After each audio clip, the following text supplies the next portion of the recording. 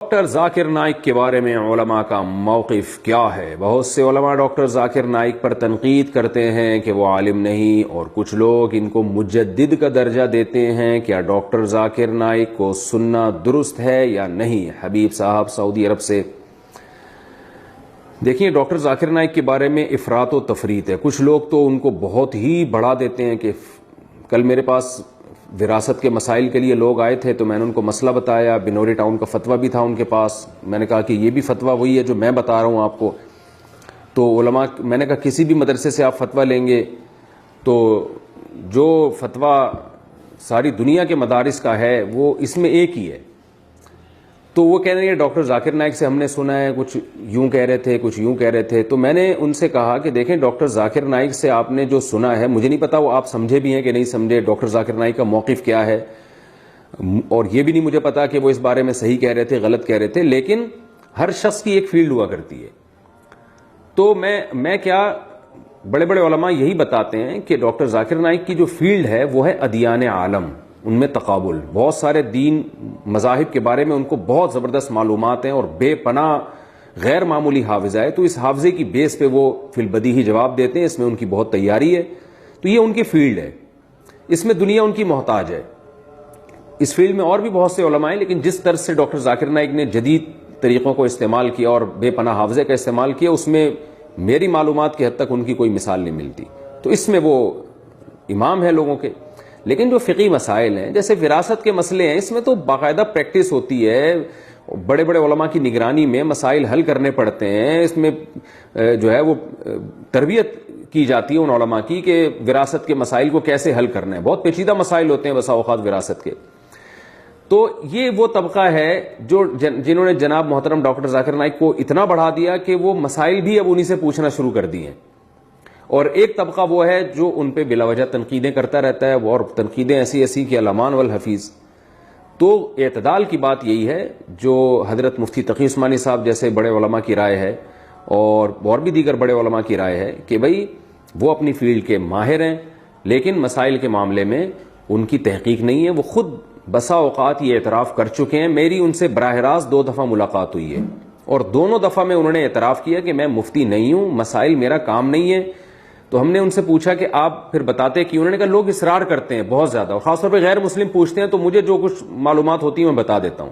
اور انہوں نے یہ بھی بتایا کہ مسائل کے معاملے میں میری آراء میں رجوع بھی بہت ہوا ہے، تبدیل بھی بہت ہوئی ہے، کہ پہلے مجھے کچھ مسائل تھے جن کی پوری تحقیق نہیں تھی، میں نے بتا دیا، لیکن پھر مجھے احساس ہوا، جس میں انہوں نے 3 طلاق کے مسئلے کے بارے میں بتایا کہ پہلے میری رائے یہ تھی کہ 3 طلاقیں ایک ہوتی ہیں، تو میں برملا بتاتا تھا، بعد میں اور ریسرچ کی تو پتہ چلا کہ نہیں، بھی ایک اس کے مقابلے میں ایک دوسری بھی بہت مضبوط رائے موجود ہے۔ تو میں نے پھر ان سے کہا کہ آپ مزید مطالعہ کریں گے تو اور اس میں آپ آگے بڑھیں گے۔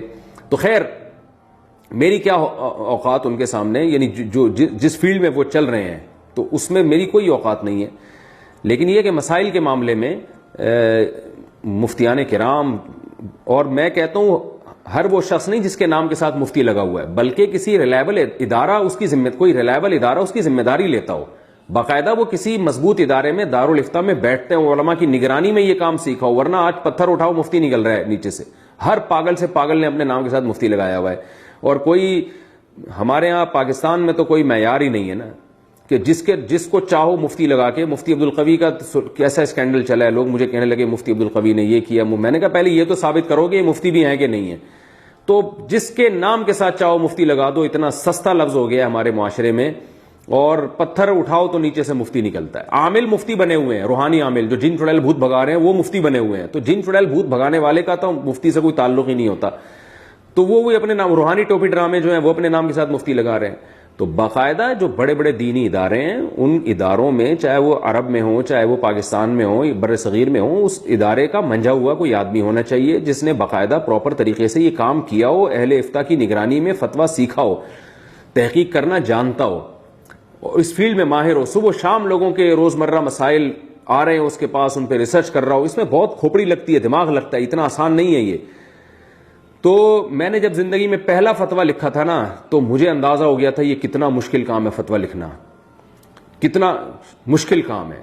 تو اور علماء کی نگرانی میں بیٹھ کے لکھنا، عوام کو تو بیوقوف بنانا بہت آسان ہوتا ہے، کوئی بھی حدیث کا ریفرنس رٹا لگا کے آپ پبلک کے سامنے رکھ دیں تو لوگ بیوقوف بن جاتے ہیں۔ تبھی آپ دیکھ لیں مارکیٹ میں نئے نئے لوگ آئے ہوئے ہیں جو پراپر عالم نہیں ہے لیکن مفتی بنے ہوئے ہیں، حالانکہ مفتی تو عالم کے بعد بنتا ہے. تو ایسے لوگ آئے ہوئے ہیں جو عالم ہی نہیں ہے لیکن ڈائریکٹ، یعنی ایک ایسا شخص ہے جس نے MBBS تو کیا نہیں ہے لیکن وہ گردوں کا اسپیشلسٹ بن گیا. تو گردوں کا اسپیشلسٹ، کڈنی اسپیشلسٹ تو بہت بعد میں جا کے بنے گا، پہلے تو سادہ ڈاکٹر تو بنے گا نا وہ. تو اب ایسے مفتی مارکیٹ میں آ رہے ہیں، محقق آ رہے ہیں مارکیٹ میں کہ وہ پراپر عالم ہی نہیں بنے، عربی گرامر تک نہیں آتی ان کو، عربی عبارات تک نہیں پڑھ سکتے، اور وہ جناب مفتی بنے ہوئے ہیں. تو یہ قیامت کی علامات ہیں. نبی صلی اللہ علیہ وسلم نے فرمایا قرب قیامت میں علماء اٹھا لیے جائیں گے اور لوگ جاہلوں کو اپنا سردار بنا لیں گے. تو اس لیے مسائل کا جو علم ہے نا، یہ بہت نازک پیچیدہ علم ہے.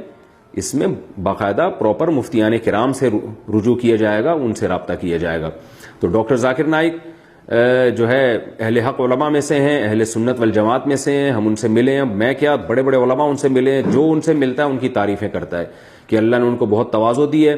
ان میں بڑی اچھی بات یہ ہے کہ ان کو اگر بتایا جائے کہ آپ سے مسٹیک ہوئی ہے تو فوراً رجوع کرتے ہیں وہ، اور سنت کے پابند ہیں، تہجد کے پابند ہیں، دعاؤں کے پابند ہیں، معمولات کے پابند ہیں. تو اللہ تعالیٰ نے ان کو ان صفات سے نوازا ہے. اللہ تعالیٰ ان کی عمر میں خوب خوب برکت عطا فرمائے، اور جو پابندیاں دنیا میں ان پہ لگی ہوئی ہیں اللہ تعالیٰ وہ پابندیاں ان سے دور فرمائے. اور یہی ہماری رائے ہے. ان کے عقائد میں اور اہل سنت والجماعت کے عقائد میں کوئی فرق نہیں ہے. جو عقیدہ طحاویہ میں عقائد لکھے ہوئے ہیں اسی عقائد کے حامل ہیں وہ. یہ بات بہت سے علماء ان سے براہ راست پوچھ چکے ہیں، میں بھی پوچھ چکا ہوں. تو وہ یہی بتاتے ہیں کہ کوئی ان کے وہ حنفیہ، شافعیہ، مالکیہ، حنبلیہ، ان چاروں مکاتب فکر کو اہل سنت والجماعت میں داخل سمجھتے ہیں. اور کوئی اگر فقہ حنفی کو فالو کرتا ہے یا فقہ شافعی کو فالو کرتا ہے اس کو برا نہیں سمجھتے. بلکہ جب میری ان سے براہ راست بات ہوئی تھی تو انہوں نے خود بتایا تھا کہ پوری دنیا میں ان کی ریسرچ کے مطابق سب سے زیادہ فقہ حنفی کو فالو کیا جاتا ہے. 50% لوگ ہیں جو فقہ حنفی کو فالو کر رہے ہیں اسلام میں، مسلمانوں میں. اور انہوں نے بتایا کہ 30% لوگ فقہ شافعی کو فالو کرتے ہیں، 17% فقہ مالکی کو، 2% لوگ فقہ حنبلی کو، اور 1% لوگ ایسے ہیں جو ان چاروں میں سے کسی فقہ کو فالو نہیں کرتے. تو ان کا موقف اہل سنت والجماعت کے بارے میں بہت اچھا ہے. جس طرح ان کے بارے میں یہ الزامات لگتے ہیں کہ وہ بالکل ہی چاروں مکاتب فکر کو غلط سمجھتے ہیں، ایسا کچھ بھی نہیں ہے.